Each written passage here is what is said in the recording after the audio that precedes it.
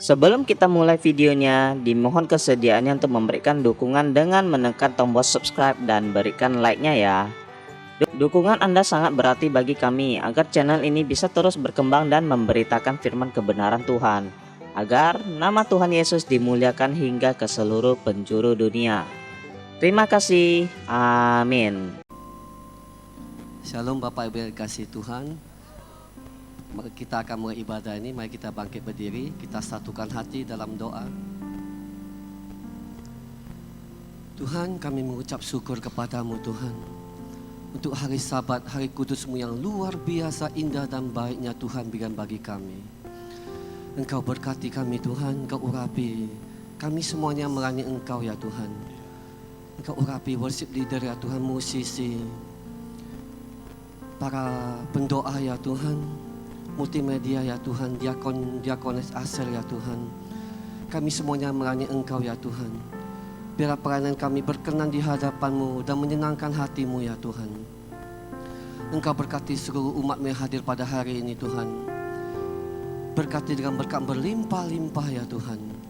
Perlindungan-Mu sempurna atas semua anak-anak-Mu yang Engkau kasihi dan sayangi ya Tuhan. Juga Engkau berkati semua anak-Mu dan perjalanan ke tempat ini ya Tuhan. Tibakan mereka tanpa sesuatu apapun ya Tuhan. Terima kasih ya Tuhan. Kami mengucap syukur kepadamu ya Tuhan. Kami akan memulai ibadah ini. Kami serahkan semuanya ke dalam tangan-Mu ya Tuhan.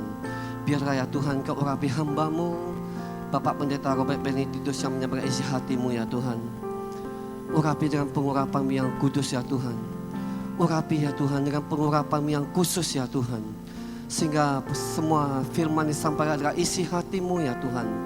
Dan dengan cara yang sangat sederhana dan sesingkat-singkatnya ya Tuhan disampaikan. Dan kami semua umat-Mu dapat mengerti dan dapat melakukan segala yang disampaikan oleh hamba-Mu. Kami mengucap syukur kepadamu. Kita tambahkan jiwa-jiwa berlimpah-limpah ya Tuhan di tempat ini. Semua kursi-kursi kosong diisi dengan berlimpah-limpah Tuhan. Semuanya penuh ya Tuhan. Terima kasih Tuhan. Kami mengucap syukur kepadamu. Segala pujian syukur hormatnya bagimu. Dalam nama Tuhan Yesus. Mari kita siap beribadah bersama-sama, katakan amin. Haleluya, selamat pagi sekali lagi, shalom. Mana tangan-tangannya diberkati, shalom. Apa kabar Bapak Ibu, semuanya kabarnya baik, luar biasa, men. Kita bersyukur kita berada di penghujung minggu daripada bulan ini. Kita akan memasuki bulan yang baru. Kita lihat penyertaan Tuhan yang sempurna. Yang setuju katakan amin. Boleh berikan tepuk tangan yang meriah bagi Tuhan. Woo! Tepuk tangannya bisa lebih sungguh-sungguh lagi bagi Allah.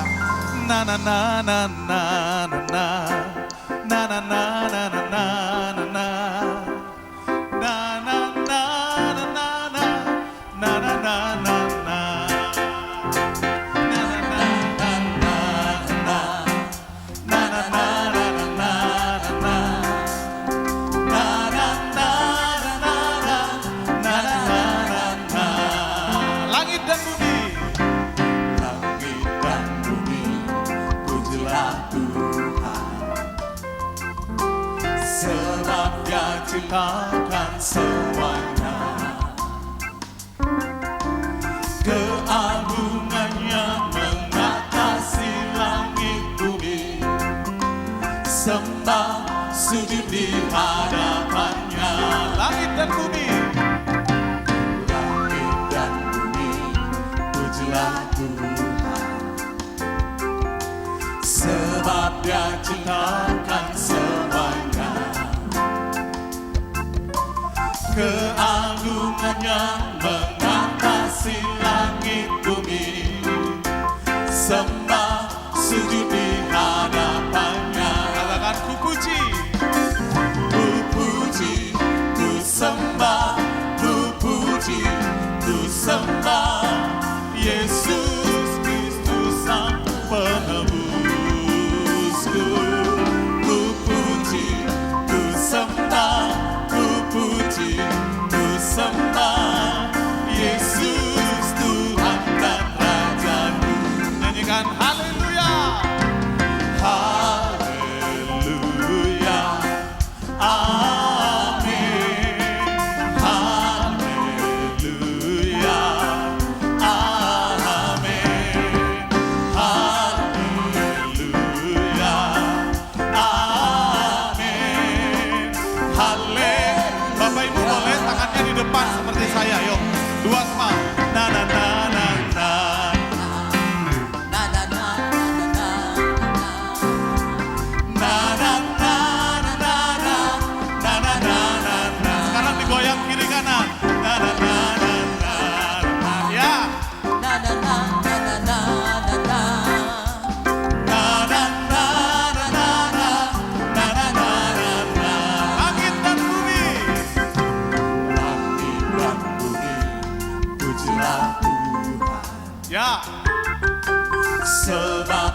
ciptakan semuanya. Keagungannya mengatasi langit bumi. Sembah sujud di hadapannya. Ku puji, ku sembah, ku puji, ku sembah Yesus Kristus Sang Penebusku. Ku puji, ku sembah, Ku puji, ku sembah Yesus Tuhan dan Raja. Dua kali kiri, dua kali kanan, dua tangan. Haleluya. Boleh tinggi-tinggi? Tinggi-tinggi yuk. Yang mau saja memuji Tuhan. Anda datang untuk memuji Tuhan. Ya. Amin. Haleluya. Amin. Haleluya. Haleluya. Kiri. Kanan.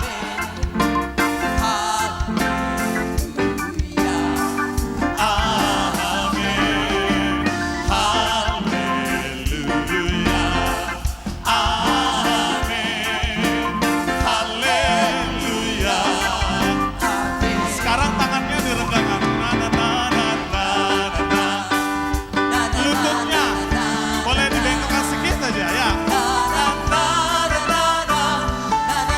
Ayo, dua tangannya ayo goyang yuk. Na, na, na, na, na, na. Na, na, na, na, na. Ku puji, ku sembah. Ku puji, ku sembah. Ku puji, ku sembah Yesus Kristus Sang Penebusku. Ku puji, ku sembah. Ku puji, ku sembah Yesus Tuhan dan Raja. Ayo sekarang kiri, dua kali kiri. Haleluya. Kanan. Suaranya mana? Umat Tuhan di Selekta.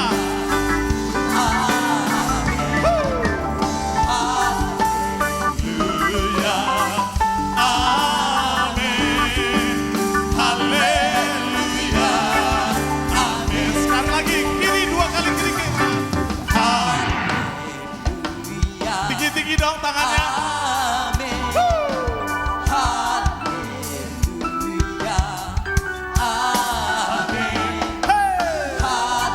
Everybody sing. Haleluya. Sekarang dua tangan direnggangkan. Na, na, na, na. Na, na, na, na, na, na. Na, na, na, na, na. Ayo sekali lagi renggangkan tangannya. Na, na, na. Na, na, na, na, na, na. Na, na, na, na, na.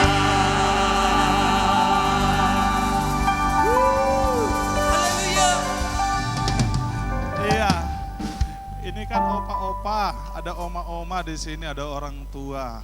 Percayalah dalam hadirat Tuhan Anda kuat, Anda sembuh. Coba lihat kanan kirinya, kasih senyum-senyum yang walaupun Anda pakai masker Bapak Ibu. Ada sukacita berlimpah di tempat ini. Yang senyum katakan, wuh. Na na na na na na na. Nah. Na na na na na na na. Na na na na na na. Lututnya bisa lebih lagi yuk. Na na na na.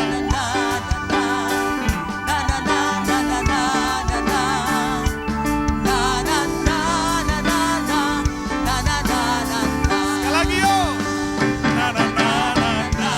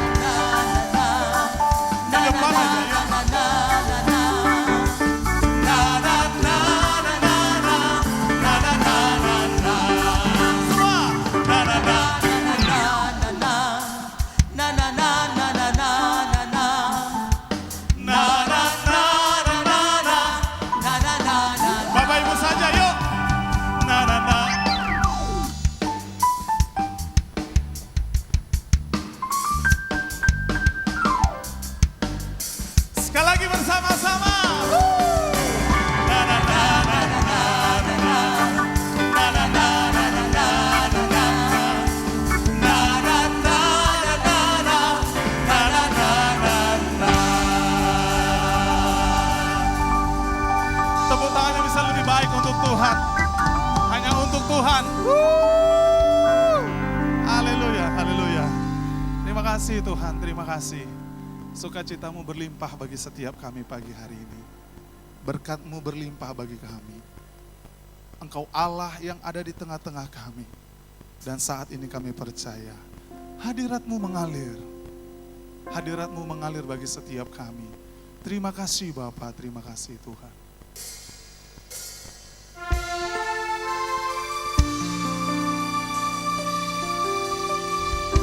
Ini kerinduan kami.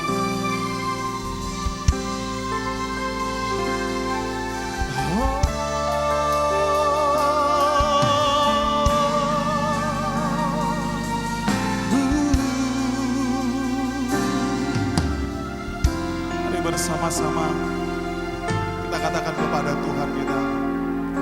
Seperti rusa yang haus, rindu aliran sungai-Mu.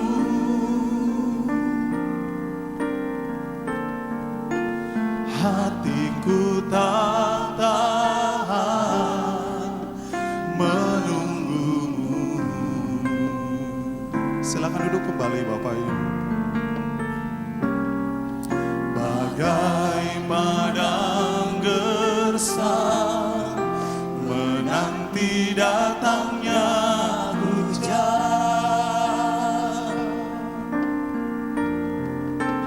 begitupun jiwaku Tuhan.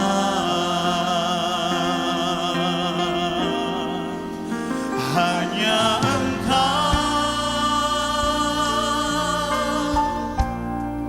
pribadi yang mengenal hatiku, tiada yang tersembunyi bagimu. Seluruh isi hatiku Kau tahu, dan bawaku untuk lebih dekat padamu, tinggal dalam indahnya dekapan kasih-Mu. Mari dari awal bersama-sama. Seperti rusa yang haus, rindu aliran sungai-Mu.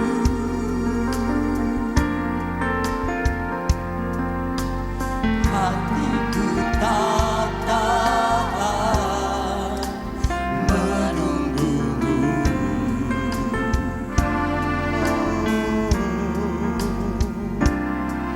Bagai padang gersang menanti datangnya hujan, begitupun jiwaku Tuhan.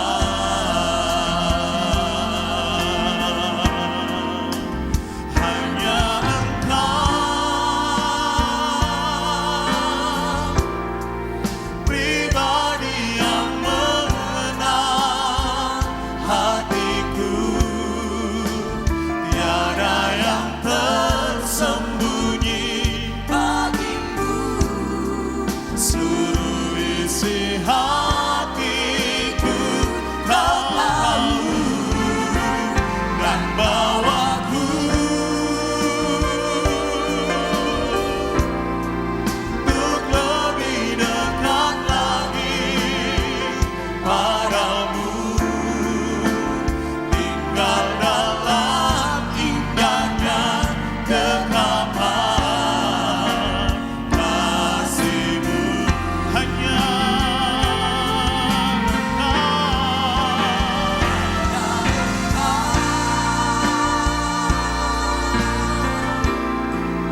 pribadi yang mengenal hatiku,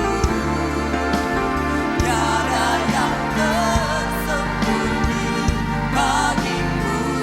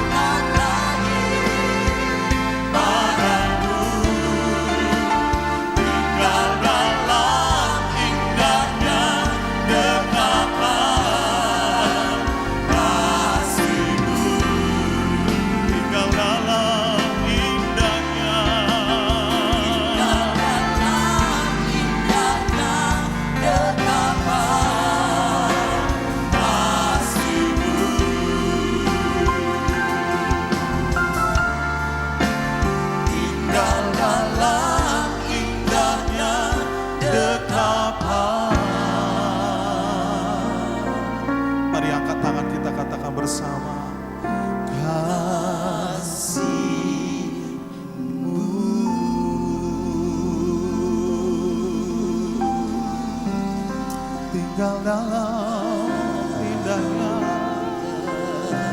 dekapan kasih-Mu Tuhan, tinggal dalam indahnya dekapan kasih-Mu ya Tuhan. Oh,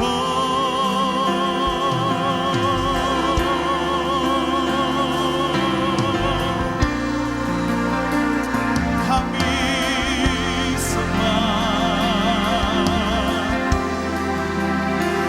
haleluya.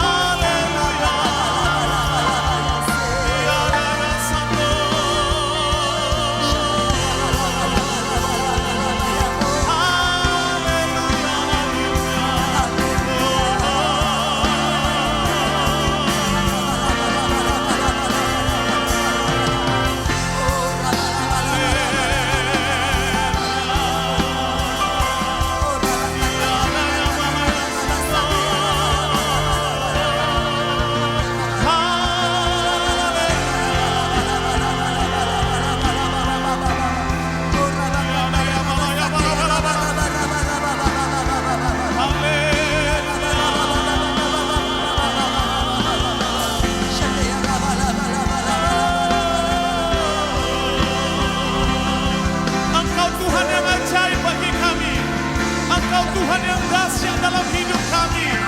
Tidak ada Allah seperti Engkau. Tidak ada Tuhan seperti Engkau. Oh, ya daya malaya malaya malaya malaya malaya malaya.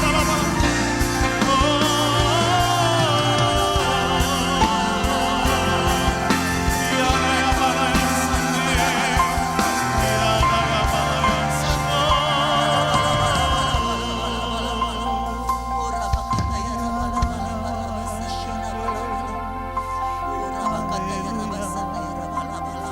Engkau baik Tuhan, Engkau baik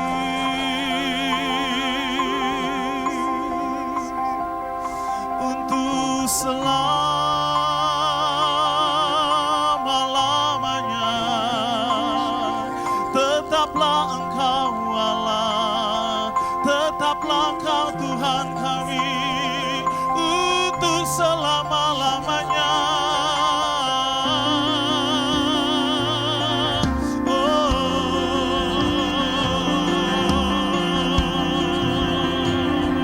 Kau menyembuhkan, Kau memulihkan, Kau memulihkan umat-Mu. Daya Sango,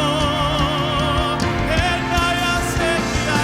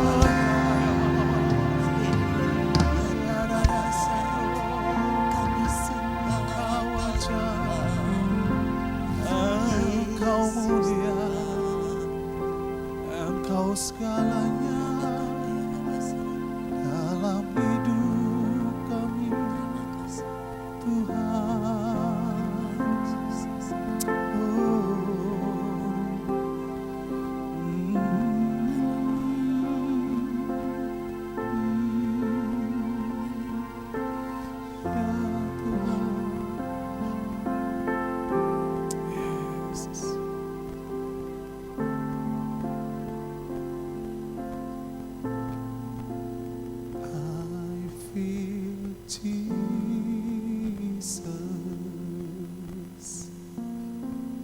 I feel Jesus. I feel Jesus in this place. Yes, my soul does burn within me. I feel Jesus in this place.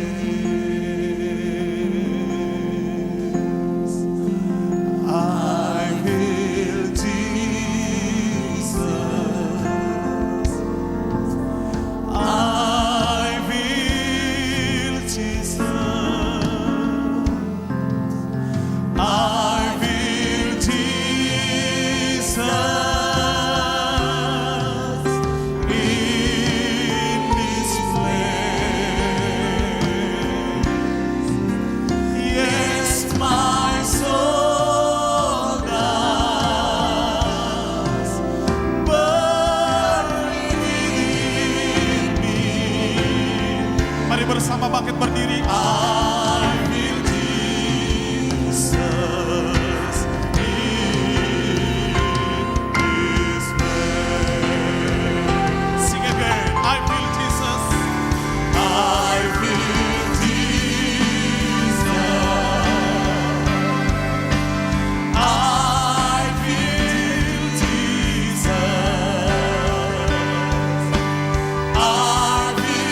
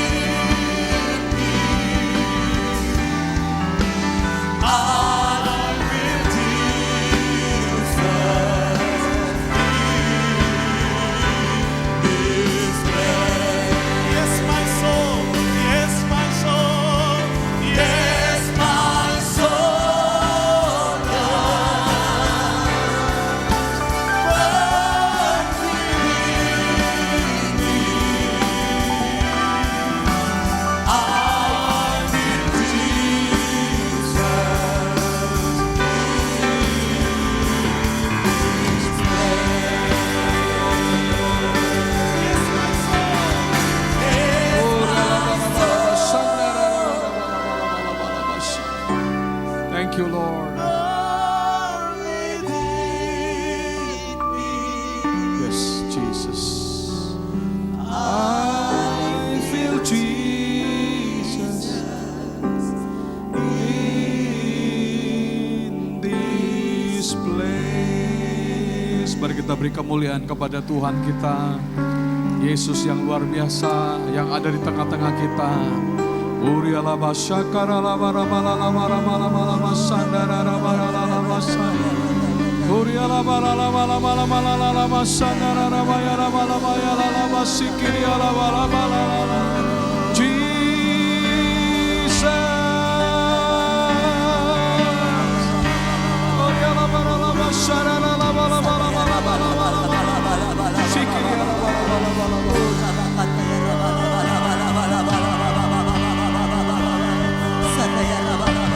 Worship you. Kami sembah, haleluya, haleluya. Biarlah kuasa keajaiban mujizat Tuhan turun di tengah-tengah kami. Perlindungan ilahi, kuasa Roh Kudus. Oh rialaba sandara laba laba laba laba laba laba laba.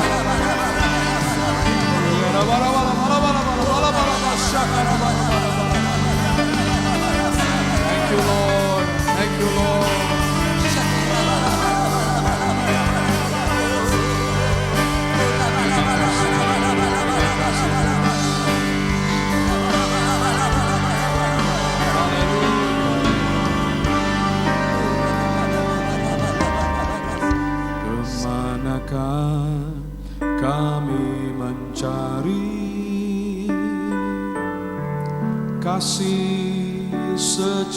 hati. Kemanakah kami berseru saat badai datang menderu? Yang kami tahu hanya Kau yang mampu berikan segala sesuatu. Kami perlukan keajaiban-Mu, kami butuhkan sentuhan tangan-Mu. Kami tak dapat jalan sendiri, kami perlukan Tuhan. Kami perlukan keajaiban-Mu, kami butuhkan sentuhan tangan-Mu. Kami tak dapat jalan sendiri, kami perlukan Tuhan. Mari kita berdoa. Terima kasih buat kehadiran-Mu di tengah-tengah kami pada pagi ini ya Tuhan. Bersama-sama kami sujud dan menyembah Engkau. Engkaulah yang tertinggi dari semua yang ada di tempat ini. Engkaulah pusat dari ibadah, pusat dari penyembahan kami. Firman-Mu kami tunggu untuk mengajar kami. Karena orang yang mendengarkan perkataan-perkataan dan firman Kristus, iman mereka akan bertumbuh dan bertambah. Jadikan kami orang yang berbuah banyak, berbuah lebat. Terima kasih Tuhan untuk hamba-hamba-Mu yang sudah melayani kami lewat pujian dan penyembahan. Tuhan Kau memberkati semua jemaat yang hadir. Tuhan memberkati, kami bersyukur, kami memuji Engkau. Tolong hamba-Mu untuk menjadi berkat menyampaikan firman-Mu pada pagi ini. Dalam nama Tuhan Yesus Juru Selamat kami sudah berdoa. Bersama-sama kita semua berkata, amin. Haleluya. Kita beri kemuliaan kepada Tuhan. Puji Tuhan, silakan duduk Bapak Ibu Saudara sekalian. Shalom bagi kita. Senang bisa bertemu kembali pada minggu ini di dalam peribadatan kita.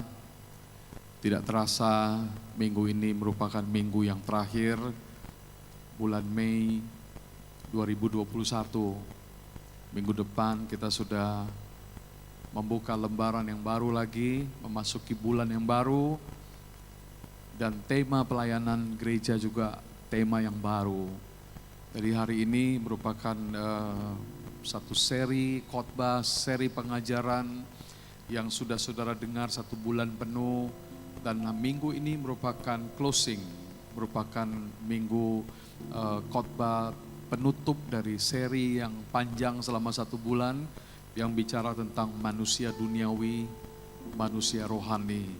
Saya percaya banyak sekali yang sudah dengar secara full, atau ada juga yang mendengarkannya 3 kali, sama yang ini ada yang 2 kali mungkin. Tapi saya percaya saudara, firman yang saudara dengar tidak sia-sia, tapi akan melakukan hal-hal yang dahsyat di dalam kehidupan kita semua. Amin.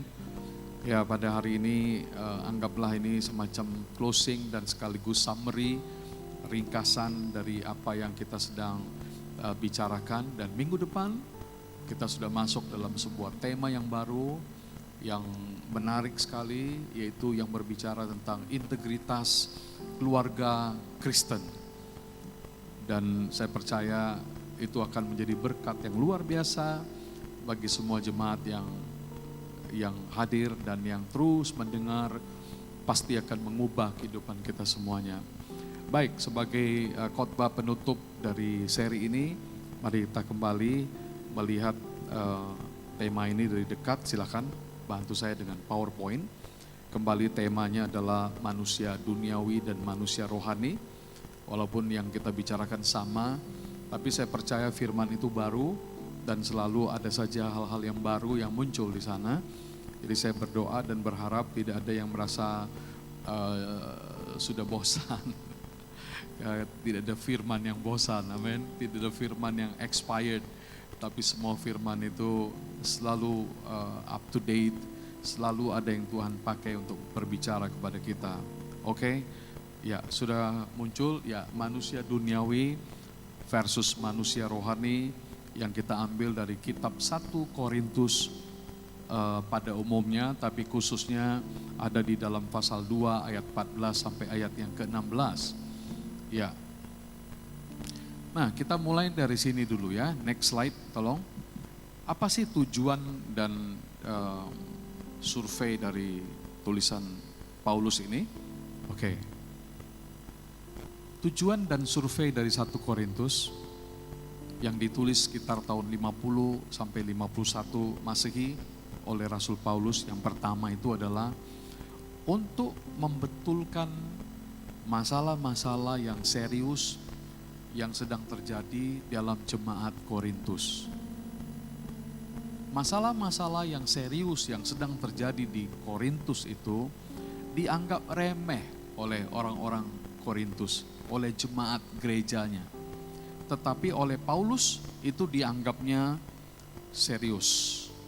Yang kedua, tujuan daripada tulisan itu adalah untuk memberikan bimbingan tentang doktrin-doktrin Kristen, tentang perilaku-perilaku Kristen, tentang kemurnian-kemurnian hidup Kristen, baik perorangan maupun secara jemaat.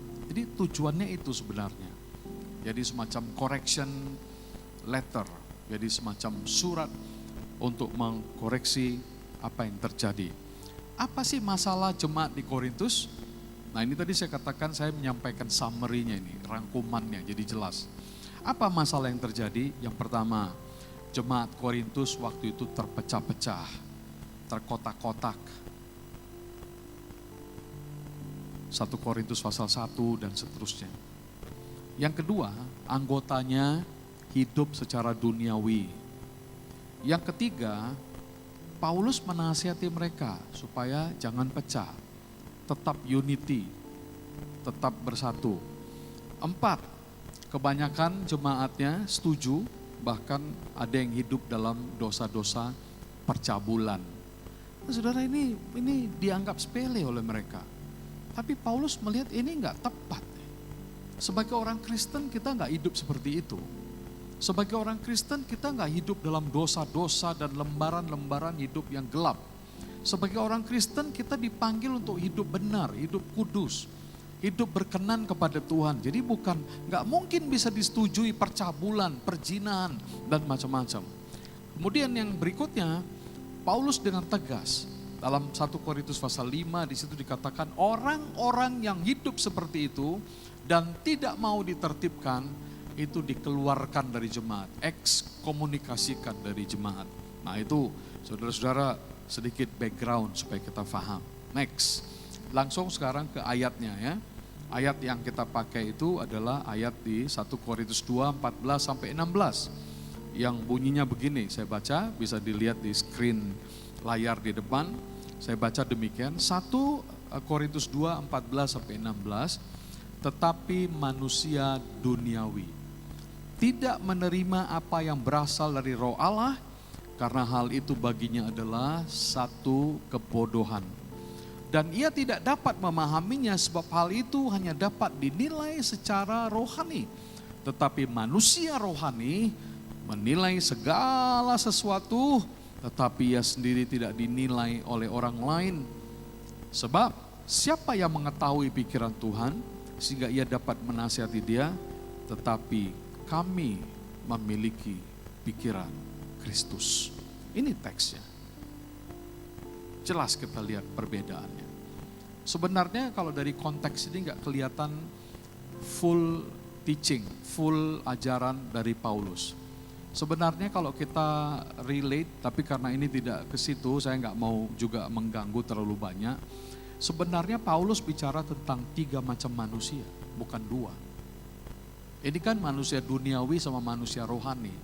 Tetapi di dalam Roma pasal yang ke-7 nanti kalau saudara baca, di situ Paulus bicara tentang ada satu manusia yang lain yang disebutnya Jadi ada tiga. Satu manusia duniawi. Manusia duniawi ini orang yang belum kenal Kristus. Orang yang belum bertobat, belum lahir baru, belum Kristen. Mungkin ada banyak di luar sana. Mungkin ya gitulah gaya hidupnya orang, dia manusia duniawi, manusia berdosa. Tapi ada manusia di tengah-tengah antara manusia duniawi dan manusia rohani. Apa itu yang tengah-tengah itu?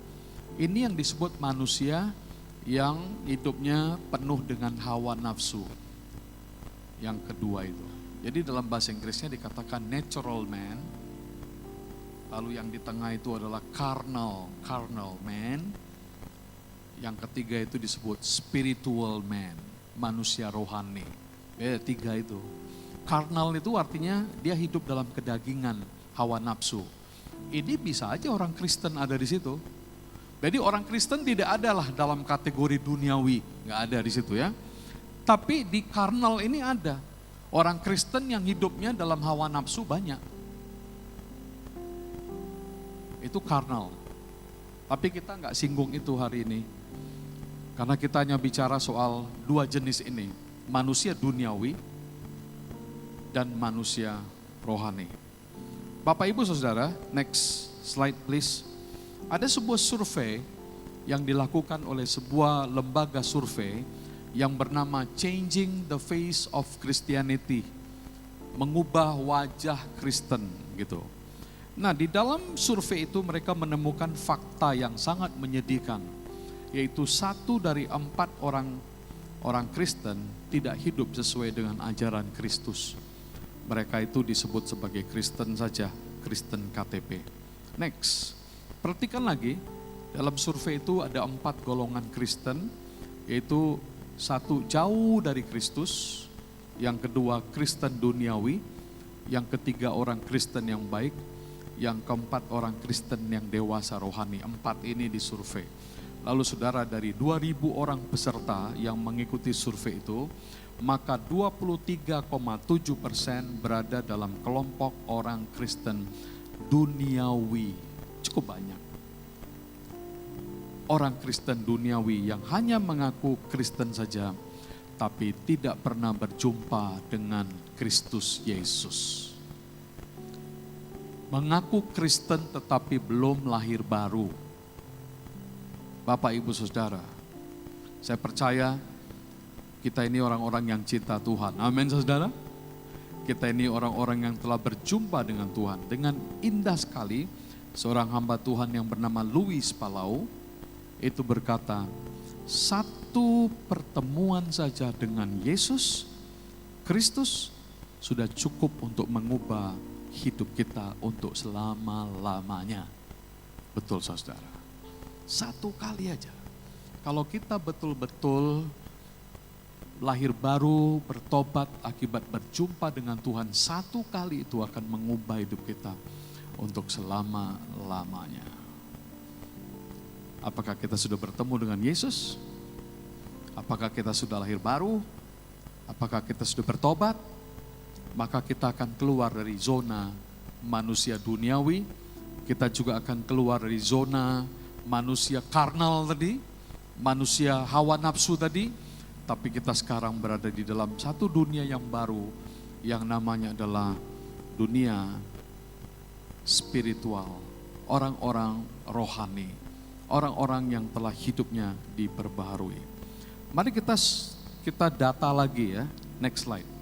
Mari kita sekarang melihat dengan jelas apa yang dikatakan dalam kitab Korintus tentang ciri daripada orang Kristen yang natural itu, orang Kristen duniawi itu. Pertama, iri hati. Saya nggak perlu jelaskanlah apa iri hati itu ya. Semua kita tahu, semua kadang-kadang ya punya sifat itu. Tapi apakah sifat itu begitu dominan mencengkeram hidup kita? Apakah saudara iri sama kakakmu, sama saudaramu, sama sahabatmu hamba Tuhan itu?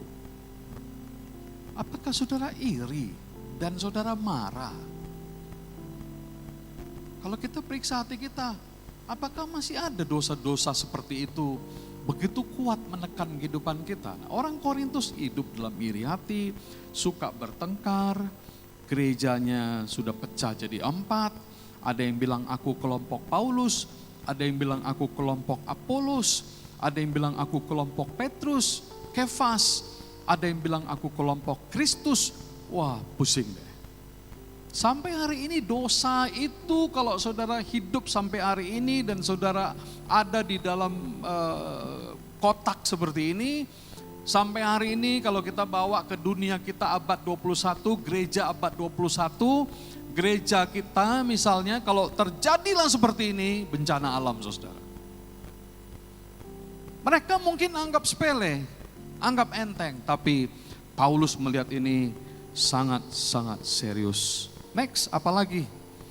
Hidup mereka yang keempat dibangun di atas dasar kemarahan, kepentingan diri sendiri atau egoisme, tidak punya kasih, diibaratkan seperti kayu, rumput kering, jerami, dan seterusnya. Dengan cepat aja ini surveinya. Yang kelima, perhatikan, suka lakukan percabulan, sundal, perzinahan. Lalu yang keenam, hidup dalam perselisihan, tidak mau mengalah. Ini semua keduniawian. Gaya hidup yang tidak sesuai dengan apa yang Injil ajarkan. Gaya hidup yang tidak sesuai dengan apa yang firman Tuhan. Sebagai orang Kristen, saya enggak boleh hidup seperti ini. Saya harus punya integritas. Hati saya terus bulat, harus kokoh, teguh. Menolak semua yang tidak berkenan kepada Tuhan. Hidup dalam perselisihan, tidak mau mengalah. Yang ketujuh suka kawin cerai. Yang kedelapan malas memberitakan atau mendukung penginjilan-penginjilan. Termasuk dengan dana. Oh saudara, itu sebabnya Paulus mencatat ya tentang istilah itu ya. Membuat kategori itu. Supaya kita bisa jelas lihat. Tuntunan gereja kita juga supaya kita tuh jelas. Untuk kita melihat bagaimanakah kehidupan kita sekarang ini. Next, perhatikan lagi di situ dikatakan tidak menerapkan kasih. Yang ke-10 bersaing, yang ke-11 tidak percaya ada kebangkitan orang percaya. Yang ke-12 bila tidak puas hati masih suka bersungut-sungut, mengomel dan marah dan lain-lain. Bapak Ibu Saudara, aplikasi dan relevansinya cukup jelas. Sekarang pun begitu juga. Ini kita harus hati-hati. Tujuan daripada para pemimpin rohani kita, gereja kita menghadirkan tema-tema yang diambil dari kehidupan sehari-hari. Itu adalah untuk mendidik kita semakin dewasa dalam Tuhan. Pada masa-masa pandemik yang sulit, yang semakin berat, ya mungkin banyak orang yang semakin khawatir dan takut menghadapi situasi ini. Semua kita sama.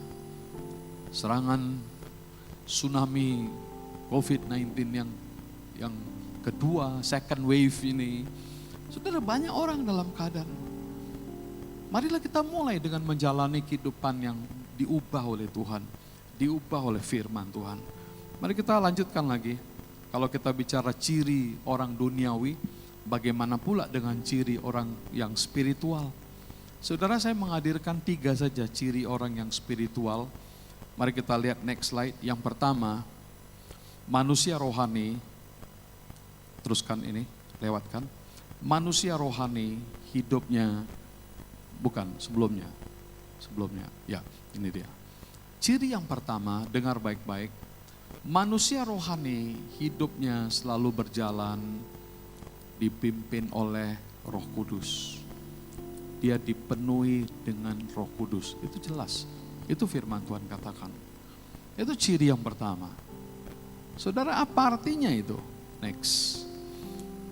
Orang yang demikian ini, orang yang dipimpin Roh Kudus adalah orang yang setiap hari mampu berkata, thank you God.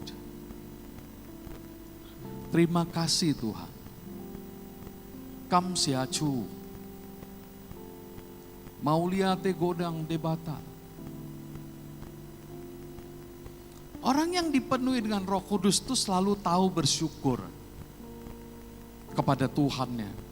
Yang kedua, dia adalah orang yang haus dan lapar akan firman Tuhan. Yang ketiga, dia memiliki kasih Kristus dalam hatinya. Yang keempat, dia tidak gila hormat, tidak saling menentang dan mendengki. Itu ayat-ayatnya ada, saudara. Yang kelima, dia jauh dari keinginan-keinginan daging. Masih banyak lah, ya. Masih banyak, saudara. Kesimpulannya apa? Next, saya kutip satu ayat firman Tuhan yang berkata, hendaklah kamu penuh dengan roh. Bisa katakan amin, saudara? Bisa beri kemuliaan kepada Tuhan. Itu yang kita perlukan. Jadi kehidupan rohani yang konkret itu adalah hidupnya itu dia dipenuhi dengan roh. Dalam arti Roh Kudus. Next please. Yang kedua, next lagi, kita lompat saja itu. Ya. Yang kedua, alasan yang kedua, ya, kita menjadi manusia rohani itu cirinya adalah kalau kita memiliki pikiran Kristus. Jadi penuh Roh Kudus. Yang kedua, ada pikiran Kristus. 1 Korintus 2 ayat 16. Kita harus punya pikiran Kristus. Bukan pikiran duniawi, tapi pikiran Kristus. Itulah yang menuntun dan mengarahkan langkah dan perjalanan kita. Baik di rumah tangga, baik di marketplace, baik di bisnis, baik di gereja, dimanapun. Inilah dasarnya, saudara. Pikiran Yesus itu harus memenuhi pikiran kita. Richard Foster, hamba Tuhan, berkata, kita harus memiliki pikiran Kristus, artinya lifestyle kita seperti Kristus.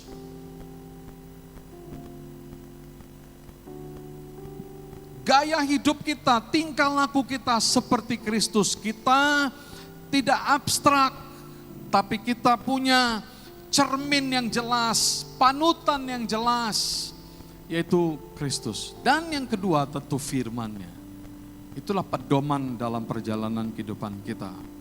Kita tahu, saudara, waktu kita berjalan, waktu kita melayani Tuhan, waktu kita tidak seturut dengan lifestyle-nya Tuhan, waktu kita tergelincir, waktu kita kehilangan pikiran Kristus, kita tahu something is wrong somewhere.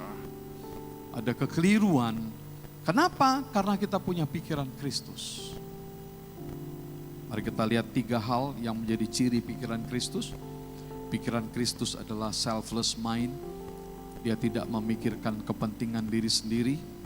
Yang kedua, pikiran Kristus adalah the sacrificial mind, yaitu pikiran yang rela berkorban, bukan cari korban, tapi rela berkorban. Yang ketiga adalah yang namanya the serving mind. Pikiran Kristus itu selalu mau melayani, selalu mau mengasihi, selalu mau mengampuni. Yesus berkata, aku datang bukan untuk dilayani, tetapi untuk melayani. Adakah ini menjadi cerminan hidup kita? Saudara, ini closing ya. Tema ini kita tutup hari ini. Semua keluarga besar kita di seluruh gereja kita hari ini closingnya. Tapi beda-beda mungkin cara penyampaiannya. Nah, ini untuk kita selekta hari ini begini, saudara. Next, bagaimanakah gereja? Gereja harusnya menjadi oasis rohani, karena di dalamnya semua ada. Anak-anak Tuhan hadir sebagai manusia-manusia rohani, sehingga pasti situasi gereja berubah, keluarga berubah, masyarakat itu berubah. Karena apa? Kita datang dan menjadi contoh. Kita hadir membawa sebuah keteladanan, membawa damai sejahtera. Ada dampak yang terjadi melalui kehidupan kita. Bisa katakan amin, saudara? Alasan yang terakhir, alasan yang ketiga, itu berkata, manusia spiritual adalah manusia yang tidak membangun hidupnya dengan spirit iri hati. Spirit iri hati. Letak perbedaan manusia rohani dengan manusia duniawi adalah masih adanya iri hati dan perselisihan, jealousy atau strife. Tidak mampu untuk duduk bersama menyelesaikan masalah-masalah yang ada. Baca 1 Korintus pasal 3 ayat 3 yang berkata, karena kamu masih manusia duniawi, Sebab di antara kamu jika ada iri hati, ada perselisihan, bukankah hal itu menunjukkan bahwa kamu manusia duniawi dan bahwa kamu hidup secara duniawi? Ini firman Tuhan. Paulus menegur mereka dengan keras.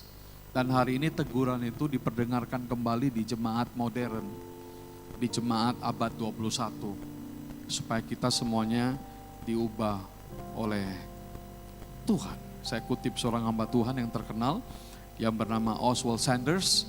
Oswald Sanders berkata, when you always want to pick a fight and never want to solve a problem, you will never become a spiritual leader. Yang artinya, kalaulah kamu itu selalu ingin berkelahi saja dan tidak mau menyelesaikan persoalan kamu, kamu tidak akan pernah bisa dipakai untuk menjadi pemimpin rohani. Paulus sebagai seorang pemimpin yang rohani, dia menyadari keunikan kebersamaan. Makanya dia menggunakan kata kami, aku menanam, Apolos menyiram, tapi Tuhan yang menumbuhkan dan memberikan kehidupan. Yang penting bukan aku, bukan Apolos. Apalah artinya aku, apalah artinya Apolos kalau yang kami lakukan mati adanya. Yang penting itu adalah Tuhan yang dibalik itu semuanya, yang memberikan kehidupan, yang memberikan pertumbuhan, yang memberkati, yang melimpahi kita dengan anugerah-anugerah, itu Tuhan, saudara. Makanya kita orang Kristen, apapun kita dibalik hidup kita, kita taunya satu aja. Harus ada campur tangan Tuhan. Amin, saudara. Dalam rumah tangga, dalam bisnis, apapun kita tahu kita terbatas, saudara. Kita tidak mampu berbuat apa-apa kalau tidak ada Tuhan. So that's why jelas bahwa Tuhan, jangan khawatir saudara. Anda pikir semua jasa perbuatan pelayanan Anda dilupakan orang. Oh ya, kadang itu terjadi. Semua yang kita lakukan mungkin bisa aja nggak diingat orang lagi.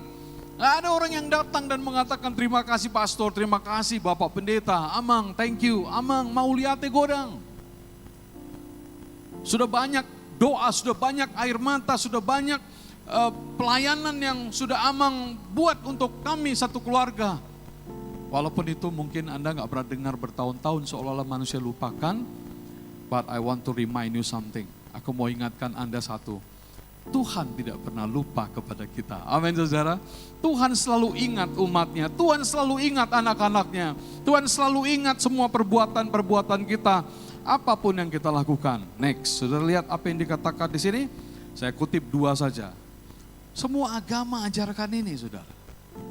Saya kutip apa yang diucapkan oleh Siddhartha Gautama Buddha. Buddha berkata, jangan kau lebih-lebihkan apa yang Anda terima atau kau terima. Jangan iri pada orang lain. Dia yang iri pada orang lain tidak memiliki damai sejahtera dalam pikirannya, kata Sang Buddha.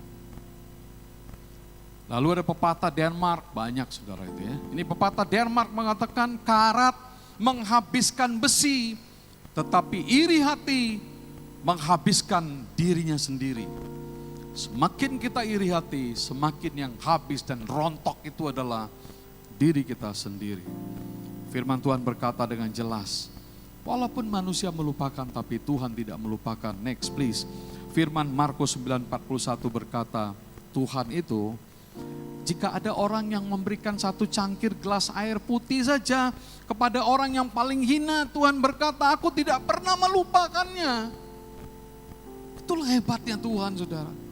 Jadi doamu, pengorbananmu, pelayananmu, semua yang kau lakukan yang tidak diketahui, yang dilakukan tangan kanan, yang tidak diketahui tangan kiri, semua yang kita lakukan itu, jangan pernah khawatir, karena Tuhan tidak akan pernah melupakan itu semua. Dengan jelas Tuhan berkata begitu manis dalam firman-Nya. Saya ingin kita lihat apa yang dikatakan oleh orang yang terkenal ini, Mother Teresa. Dia berkata tentang manusia rohani, manusia pneumatikos ini. Dia berkata, tebarkanlah cinta. Kemanapun engkau pergi, jangan ada seorang pun yang datang menemuimu tanpa menjadi lebih bahagia ketika meninggalkanmu. Bisa katakan amin saudara. Biarlah hidup kita menjadi berkat dimanapun kita berada. Ada satu lagu lama yang ingin kita nyanyikan bersama-sama, yaitu lagu yang berkata, ajarilah kami bahasa cintamu. Andaikan aku lakukan yang luhur mulia, jika tanpa kasih cinta hampa tak berguna. Ajarilah kami bahasa cintamu, agar kami dekat padamu ya Tuhanku. Ajarilah kami bahasa cintamu, agar kami dekat pada. Bait yang kedua, andaikan aku pahami. Andaikan aku pahami bahasa semua,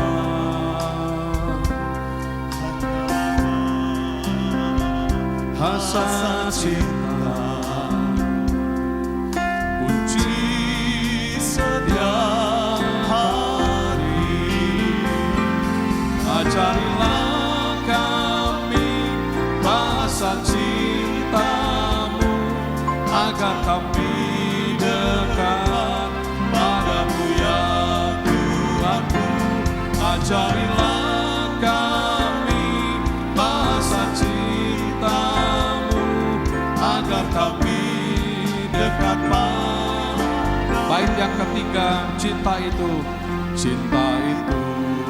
lemah lembut, sabar sederhana. Cinta itu murah hati,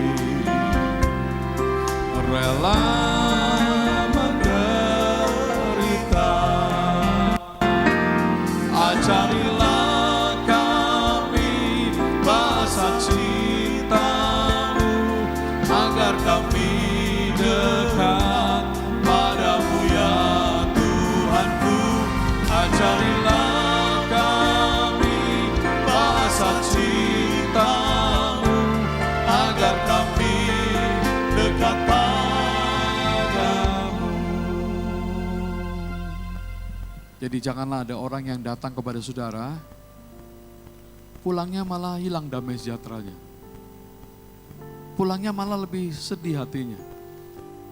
Seperti yang dikatakan oleh Bunda Teresa, biarlah setiap orang yang datang kepadamu, pulangnya itu semakin berapi-api, api cinta menyala-nyala di dalam kehidupan mereka. Saudara, saya closing hari ini, sebentar. Saya undang kita berdiri. Mari saudara perhatikan 3 hal ini dan kita tutup dalam doa. Perhatikan yang pertama, agama tanpa spiritualitas hanya akan menjadi seremonial dan aktivitas sosial. Itu dia. Jelas ya?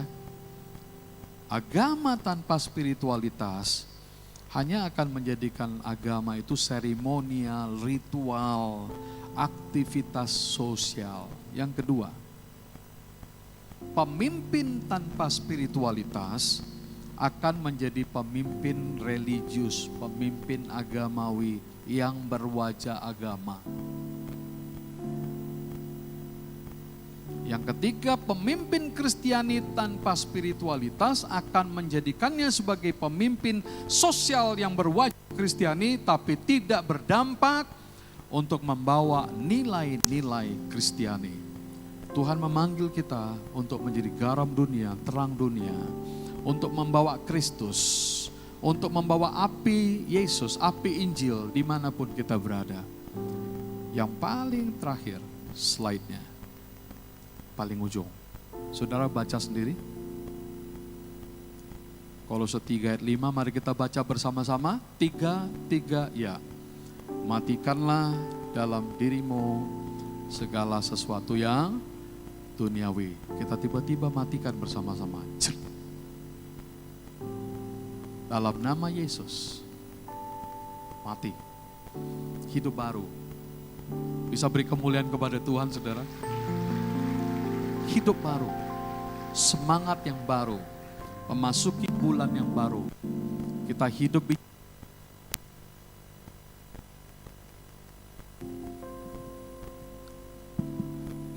bijaksana, kita hidup benar, kita menjadi jemaat yang baik, pelayan-pelayan yang baik, yang menunjukkan Kristus dimanapun kita berada. Mari kita berdoa.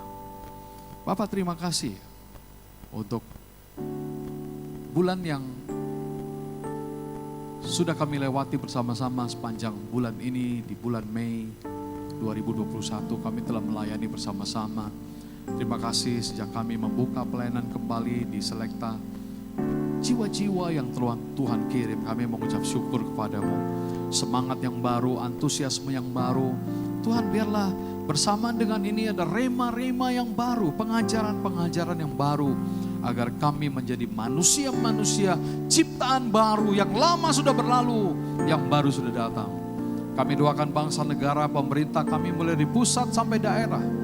Bapak Presiden Jokowi sampai kepada semua pemerintahan yang ada di daerah-daerah, khususnya daerah Sumatera Utara. Kami doakan bagi gubernur kami, Bapak Edi Ramayadi, Musa Rajaksa, Wakil Gubernur. Kami juga angkat dan berdoa untuk Bapak Wali Kota Bobi Nasution dan Aulia Poha. Kami doakan Muspida Sumatera Utara, kami doakan berkatilah Tuhan. Bagi seluruh petugas COVID-19 kami berdoa supaya Tuhan memberkati mereka dengan kesehatan, ketahanan, kekuatan, dan biarlah program vaksinasi yang berlangsung ini berjalan dengan sukses. Tuhan jaga bangsa negara kami dari segala serangan, dari penyakit-penyakit yang berbahaya. Tuhan lindungi kami jemaat di Selekta, jemaat keluarga besar GBI Medan Plaza. Berkati pemimpin rohani kami, Gembala pembina kami Bapak Pendeta Bambang Yonan dan keluarga beliau. Berkati juga gembala sidang yang kami kasih Bapak Daniel Edi Prayit keluarga.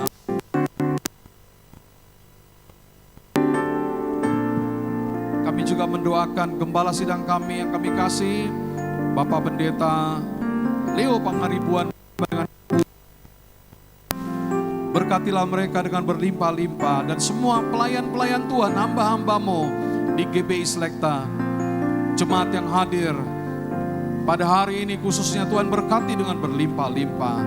Terima kasih Tuhan. Marilah kita mengangkat tangan kita dan kita menerima berkat dari Tuhan. Anugerah berkat yang berlimpah-limpah dari Allah Bapa. Kasih sayang Tuhan dan Juru Selamat kita yang tunggal yaitu Tuhan Yesus Kristus. Di dalam persekutuan yang manis dengan Roh Kudus menyertai kita sekalian.